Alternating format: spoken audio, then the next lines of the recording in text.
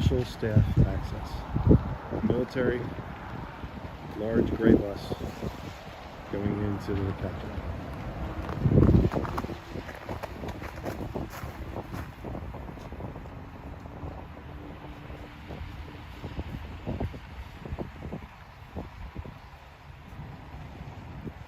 And there he goes, after talking with the guards.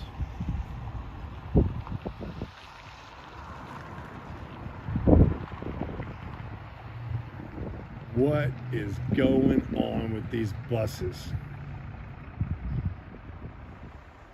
What is going on at the Capitol? We're going to figure it out.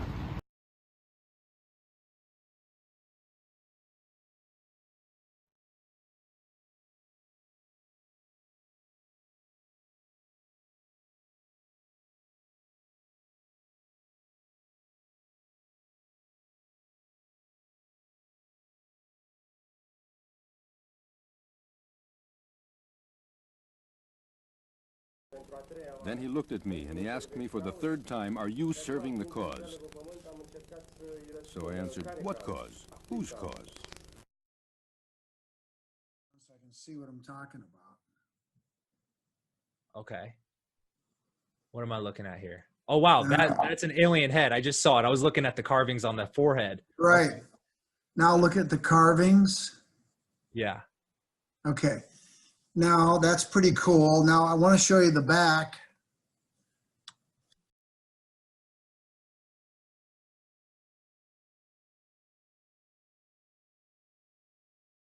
Like wings, almost like leather wings, but look at the text. It's holding up a baby. Here's a cool one. You see the spaceship? Yeah. And then see the guy holding the baby? I also kind of see a cross that almost looks like a Right. Templar cross. Yeah, yeah. Yeah. Good observation.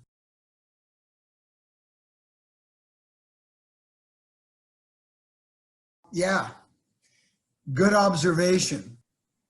So now let me ask you this. So my point with Jesus and John the Baptist, it's not so much Jesus's importance isn't necessarily who he was as when he was. Now, how long has it been? Yes. He understands this. Okay. That's the reason we have so much, this is the reason we have so much turmoil right now. This was predicted, okay? We're right in the middle of it. This was predicted, okay? We're right in the middle of it. And when Francis went up on the balcony and he flashed a sign, I knew right away he's on our side. And when Francis went up on the balcony and he flashed a sign, I knew right away he's on our side.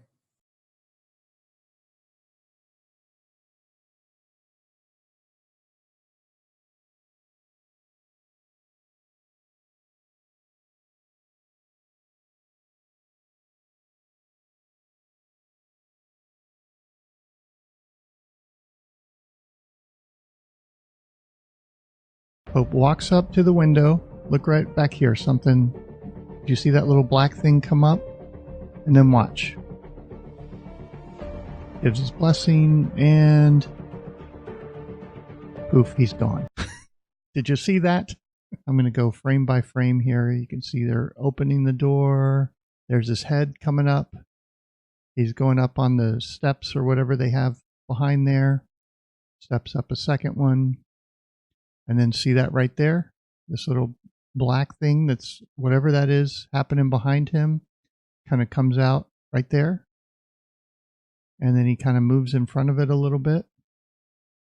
And then he gives his blessing. Gives his blessing. And he turns around to go.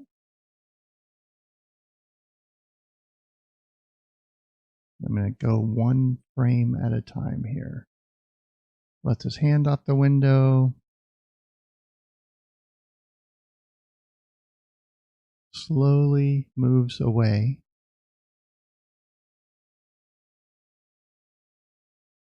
Did you see that? Let me do it again. And okay, I want to show you something. So first frame right there. So he's there. Next frame, he's at 50% opacity. And then the next frame, click, he's gone. Now, what does that mean? Well, we'll find out, right?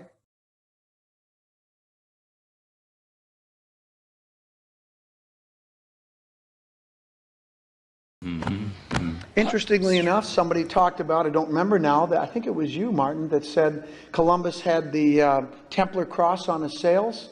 Well, actually, it's the Knight of Christ sails, which is the order that was founded after the Templars were put down in 1307. Actually, they weren't founded, they just changed their name and went on as usual. And their main seed was at Tomar in Portugal.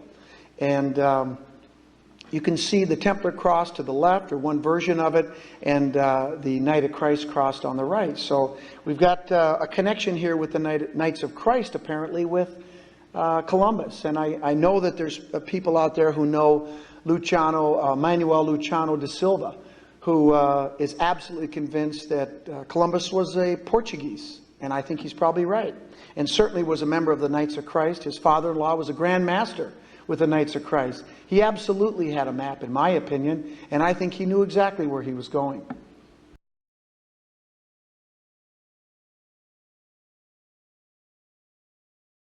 Now, what does that mean? Well, we'll find out, right? And people claim, mistakenly, that, for example, Freemasonry sprang from the Templars. Not so. There is no direct link whatsoever. And people claim, mistakenly, that, for example, Freemasonry sprang from the Templars. Not so. There is no direct link whatsoever. The only real Knights Templar are the descendants of the original Knights Templar that moved there after 1307. All these other ones are just fanboys, you know, fanboys who like to feel special, and because they were born in Tomar or around Tomar, they think they deserve to be called Templars too, because they are from the area. Yeah, but they're not. It's just showboat, you know, it's show business. It's just for festivals and to have a Templar symbol here, but they're not Templars. They don't know the secrets of the Templars. They don't know anything about the Templars. They don't know the people. They are not in the know. They don't know anything about it. They don't know anything about Caristus. Nothing. It's just people that like to feel special. Some of those, or most of those, are Freemasons. Okay? Now, the Freemasons, they didn't show up in the 1700s, like they say in the books. They're much older. Much older. But they never used any Templars symbols or signs or traditions or rituals or nothing. That came later. And people claim, mistakenly, that, for example, Freemasonry sprang from the Templars. Not so. There is no direct link whatsoever. Well, logic tells me that if you've got 90 to 80% of your group that's out there somewhere, they don't just die off and disappear. I don't believe that. Okay, now we're going to do the same thing we did before. We're going to veer from the facts and we're going to start doing some speculation. And once again, it's going to be based on sound historical facts. I'm going to tell you what my interpretations are of the data that I presented and other data. All 5 runestones with the hooked X and Columbus's sigla are medieval. Those happen to be facts, I think, but the Narragansett is speculation on my part. The hooked X symbol appears to be an alphabetical code secretly used by the medieval Cistercians and Knights Templar. That's what I think it is. The 1885 Masonic Guild documents appear to link the hooked X to Freemasonry. And the hooked X likely represents important ideological symbolism. Why? The reason is because it's not found in the record, the runic record. So what is it? Logic told me if these stones are real, then there has to be an explanation for it, right? And if it's not in the record, then maybe there's something else. And this is where I had to switch over to the other side of my brain. And I have to tell you, I struggled with it. But I've had some people who helped me. And when I started talking about the hooked X in my lectures, people started to wait until I was finished and everybody left, and they approached me. They were Freemasons. And they said, I remember the first one, and I went up, he came up to me and I said, "Are you a Freemason?" He said, "Yes." I go, "How did I do?" He goes, "Pretty good." And I said, "Boy, oh boy, I'm really fumbling in the dark." And he said, "Well," he said, "maybe we can give you some help." And they did.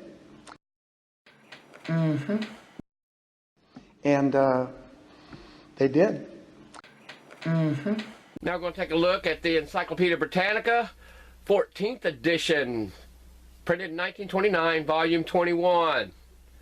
And Templars begin on page 920. Let's take a look at the beginning of the subject line there. I'm not going to read it. Just going to let you look at it. You can pause it. And I'm not going to put, there's, let's see, what, 7 or 8 columns in the Britannica, which means there's almost twice as much in the Britannica as there is concerning the Templars as there is in the Catholic Encyclopedia.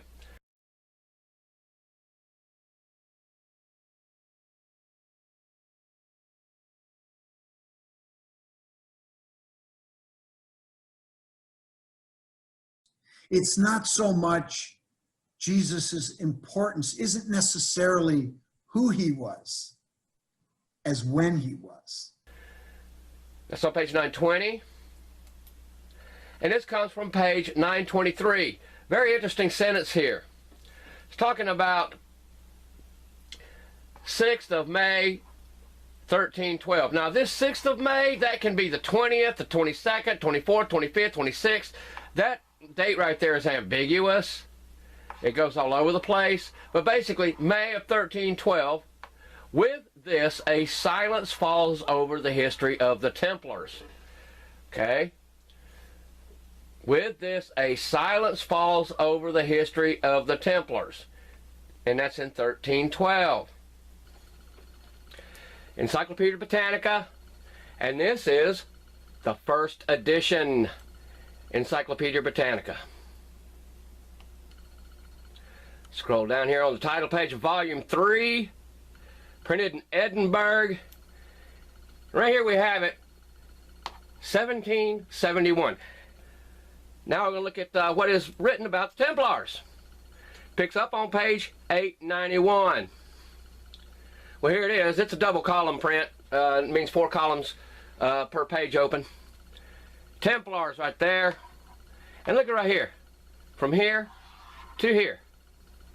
That's all that's printed up to 1771 that the editors of the Encyclopedia Britannica had to extrapolate from. That's it. That's it. So look, I'm going to blow this up so that you can read it. Go up to the top. I'm going to scroll down slowly. You can pause it if you want to. That's what I do. If there's something I want to read on the YouTube, I just pause it. And here you see a little bit more confusion concerning the dates here. But that's it. That's it. Nothing more, nothing less. Now, we're going to jump back to the 1929 Britannica, 14th edition, volume 21, page 924. And we're going to read it here. This guy Gertler published History of the Templars from Amsterdam in 1691. Second edition was in 1703. Well, 1691, that's a fair piece down the road from 1312, isn't it? From 1312 to 1690, that's what, 380 years?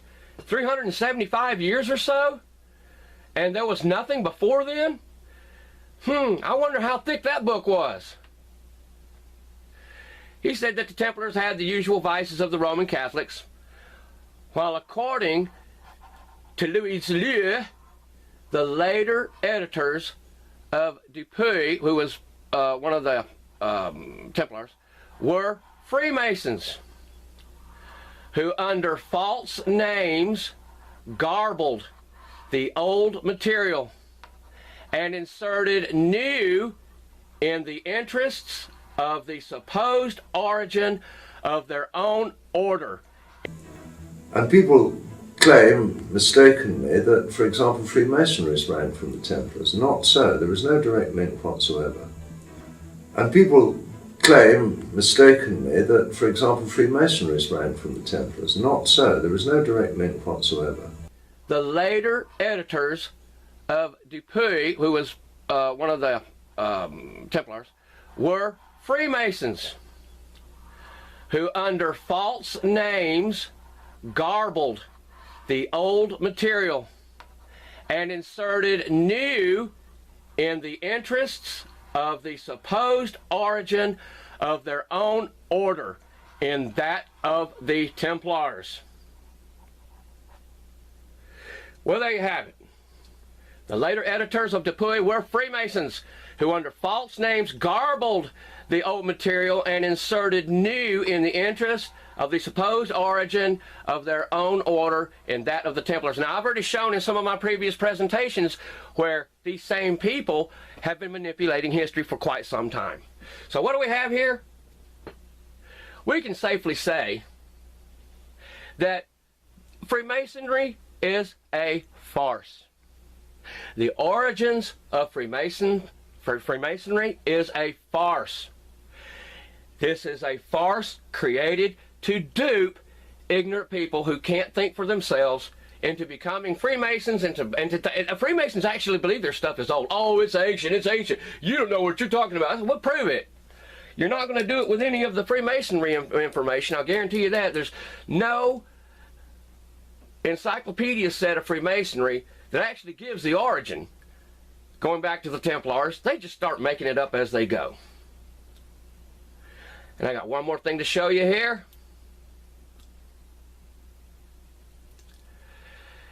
Remember Finke, Professor H. Finke, in 1907. He based his work on a mass of new material drawn from the Aragonese archives. Oh, a mass of new material. Well, I wonder who put that new material out there. I don't think the Catholics did. There's, they have it here from the Vatican archives. Well, how come we don't see that in the Catholic Encyclopedia? But these just popped up on the scene, didn't they? Popped up on the scene, what, in late 1800s? When did the Aragonese archive? Just make it up as you go. Now, here we go into bibliography here. The original sources given by Dupuy, though often valuable, were selected and edited with a purpose. Selected and edited with a purpose. Well, I wonder what that purpose could be. Could that purpose be to give the Freemasons an imaginary origin to their cult, their club, their initiation? It's a farce, ladies and gentlemen. And anything you see about the Templars and what they're putting out today about the Templars, it's all a farce. You can't back it up. Make up what you want to, but don't go telling people or teaching it as fact. That's the bottom line. People started to wait until I was finished and everybody left, and they approached me. They were Freemasons. And they said, I remember the first one, and I went up, he came up to me and I said, "Are you a Freemason?" He said, "Yes." I go, "How did I do?" He goes, "Pretty good." And I said, "Boy, oh boy, I'm really fumbling in the dark." And he said, "Well," he said, "maybe we can give you some help." And they did. And people claim mistakenly that, for example, Freemasonry sprang from the Templars. Not so. There is no direct link whatsoever. Jesus' importance isn't necessarily who he was. ¿Personaje secundario? ¿Yo? No. No, señor.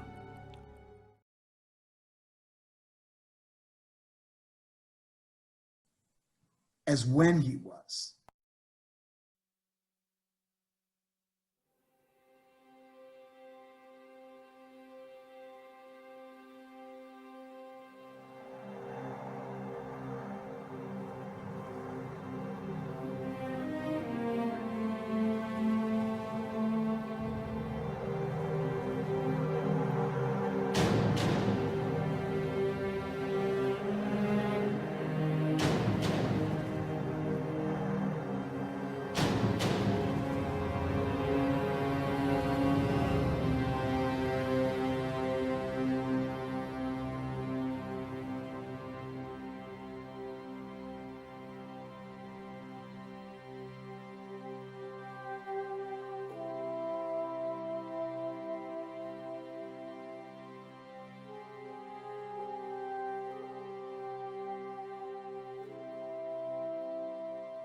I remember.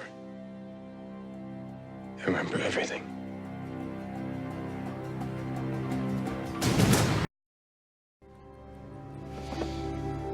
¿Personaje secundario? ¿Yo? No. No, señor.